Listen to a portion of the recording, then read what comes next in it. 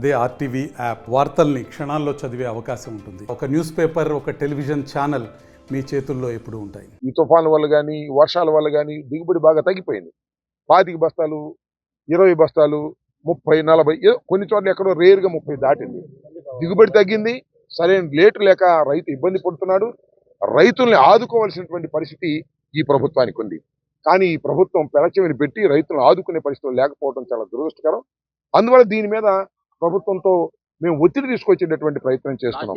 ఇక last year 1970కి అమ్మారు. YSR Congress party అధికారంలో ఉన్నప్పుడు ఎగబడి కొన్నారు. రైతుల్ని సంతోష పెట్టేటువంటి కార్యక్రమం చేసి ఎంత కష్టపడ్డా రైతులకు పెద్దగా మిగిలేది ఏమి ఉండదు.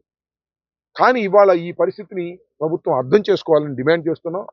సరే, ఇంకా చాలా ఇష్యూస్ ఉన్నాయి. ఏదో రైతు భరోసా 1350 ఏంటి, నేను రానియండి 2000 రూపాయలు ఇచ్చేస్తాను, దాని 20,000 రూపాయలు ఇచ్చేస్తాను, దాని మీద పేరు పెట్టండి, అన్నదాత సుఖీభవ. అదో స్వామి చెప్పినట్టు ఇది పోయింది అది పోయింది. ఇదేమో రైతు భరోసా 1350 13,500 లేదు, ఆయన ఇస్తా అన్న సుఖీభవ లేదు. రెండింటినీ ఎగ్గొట్టినటువంటి మహానుభావుడు ఈ చంద్రబాబు నాయుడు గారు. సరే, ఇంకా పొలిటికల్ విమర్శలు చేస్తాం తర్వాత.